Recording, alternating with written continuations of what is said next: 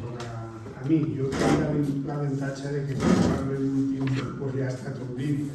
De totes maneres em permetreu que incidisca en alguns punts que ja s'han comentat. Jo començaria dient que recentment es va constituir el Comitè Europeu d'Enllaç contra la Guerra. Vicent no ho ha dit, però forma part d'ell, de les 3 persones que formen part d'Espanya. I en la reunió que es va fer virtual però centralitzada des de Berlín, es va proposar fer en torn al voltant del 25 de novembre, que és el moment que tots els parlaments estan discutint els pressupostos, fer una accions coordinades de tots els països en contra de la guerra i en contra dels pressupostos d'armament que no ixen d'un altre lloc que dels gastos socials. En Berlín se prepara una manifestació, hi ha en aquest moment 21 guerres i 216 conflictes militars armats. Continua la guerra en Ucrània amb cents de milers de morts i ferits dels dos bàndols, tant de Rússia com d'Ucrània, i està clar que ni els russos, ni els ucranians, ni la resta de pobles d'Europa volen aquesta guerra.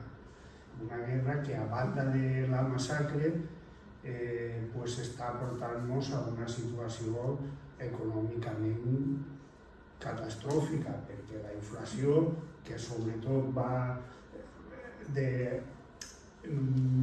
és superior a l'IPC, en la que pateix el comú de les persones, és superior a l'IPC oficial, perquè els aliments pugen el 15 i la inflació puja el 4. I, clar, la gent, hi haurà qui gasta en deportius i no sé, i en residències a la Costa Azul, però el normal, el sou o la pensió se li va comprar tots els dies al súper. Bé, jo vaig a traure del manifest d'esta manifestació del dia 25 de novembre, que està ben respaldada per 150 signatures de dirigents polítics i sindicals. Per dir els més coneguts, perdoneu-me que ja la memòria em falla, La Fontaine o Sarah Wagenknecht, que són prou coneguts, però dirigents sindicals d'IG Metall, de la DGB, de Verdi, que són els dos sindicats més potents d'Alemanya. Personalment, perquè l'últim congrés que va haver a Alemanya, de Verdi en concret, una tercera part dels delegats votaren contra la guerra i per l'alto el fuego i contra els pressupostos militars, però la direcció va imposar que no s'aprovarà això. No se va aprovar, però és igual, és una força que vol lluitar i, com s'ha dit, sí, escolta, en fi, el sindicat és el sindicat, organitzem la lluita dins, però fora també podem organitzar la lluita contra la guerra. Vaig a llegir el que diu el manifest, algunes coses del manifest que convoca la mani del 25 de novembre a Berlín. Diu: las armas deben callar, los envíos de armas y la política de escalada militar agravan y prolongan las guerras y las crisis, reducción del gasto militar e inversión de esos miles de millones en gasto social.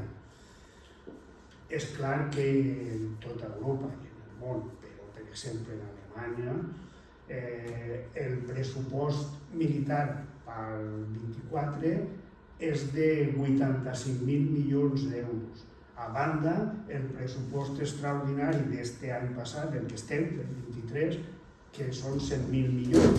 Una barbaritat de diners, quan allí, damunt les sancions a Rússia pues, estan afonant la indústria, creant una quantitat de necessitats socials impressionant. Les coses s'alimenten. L'augment del gasto militar alimenta les guerres i les guerres augmenten, o sigui, fan que augmenti el gasto militar. És per això que a banda no podem oblidar, com ja s'ha dit sobtadament, la guerra a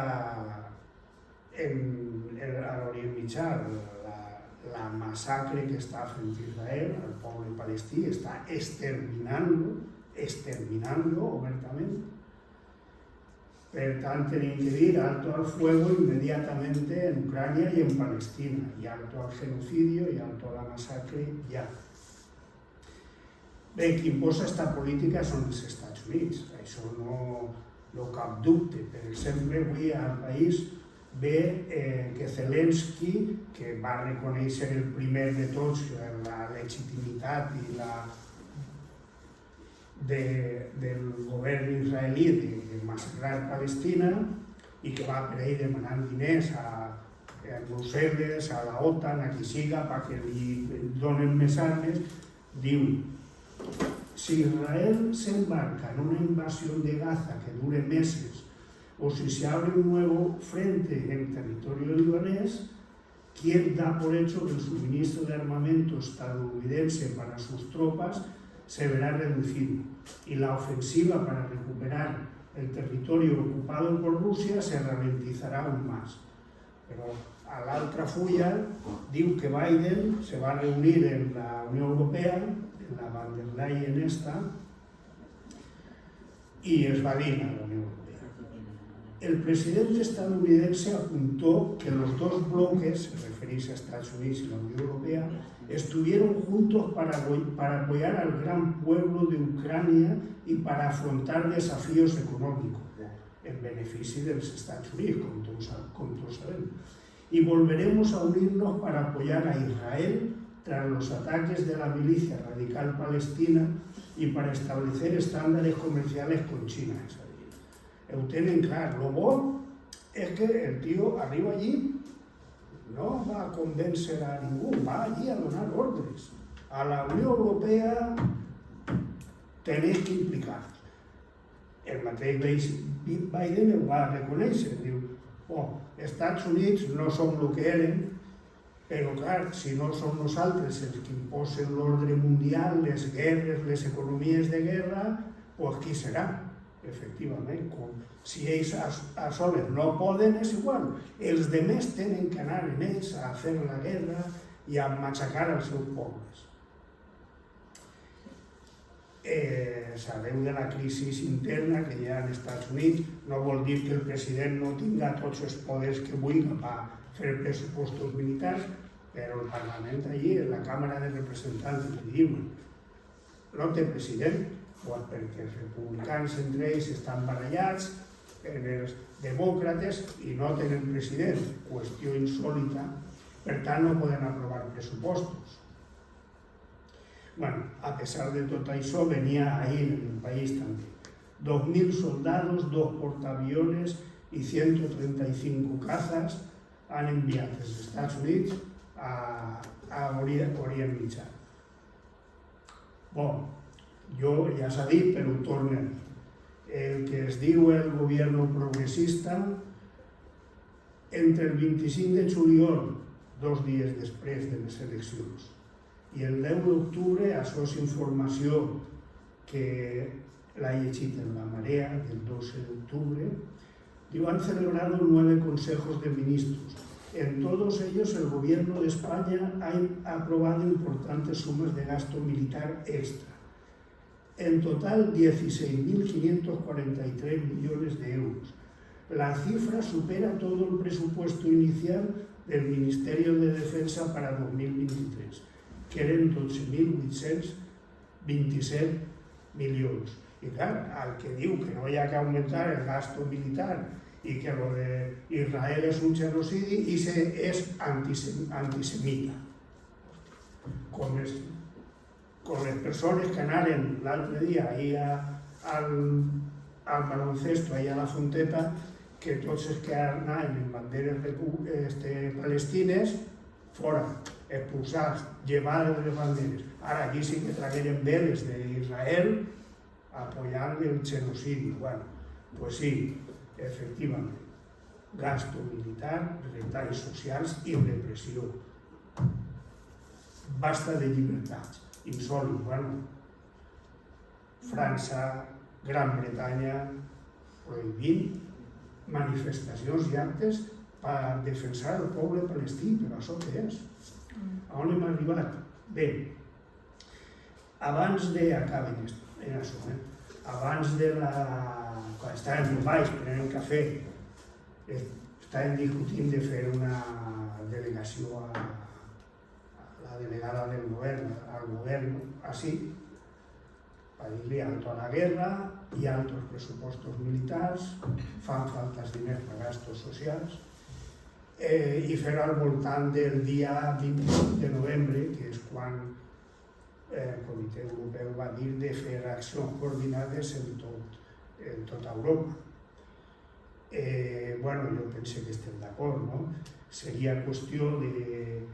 Bueno, ens rebran o no ens rebran, que tot és possible, ens diran que si no hi ha govern, a lo millor ja a aquestes dates ja quasi estem en eleccions una altra volta, dic perquè no sabem què va passar, si tornarà el govern o no.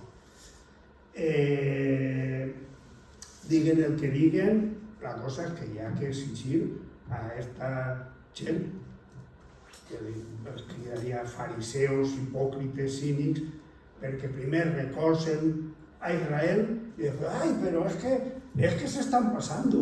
O sigui, que tu recolzes totalment i després que vayan con cuidado no se caguen. Això què és?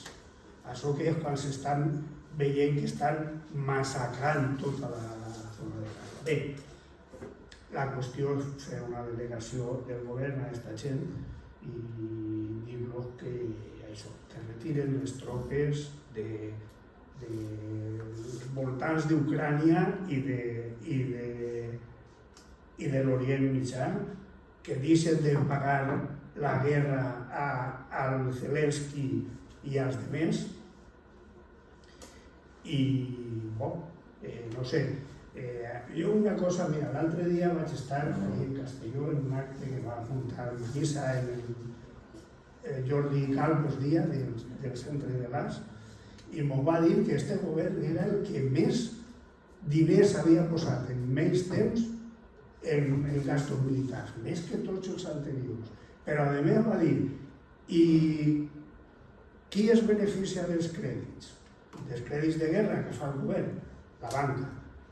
El banc número 1 que està guanyant i fent crèdits a les empreses d'armament, el BBVA.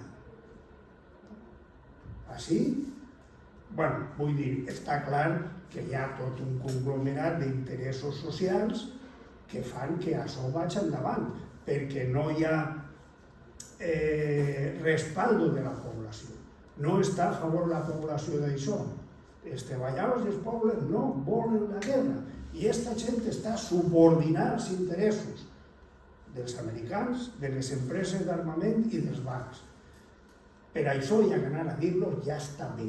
Bueno, jo acabaria en dir que demanarem que ens reben i al mateix temps podríem dirigir-nos a totes les altres organitzacions que estan contra la guerra i també als sindicats, perquè és molt important que els sindicats estiguin en contra, a dir-los que ens acompanyen, que ens recolzen i que farem una concentració el dia que ens reba o no ens reba la delegada del govern a València. I bueno, res més, no sé, jo si voleu preguntar, dir o el que vulgueu, jo per mi he complert.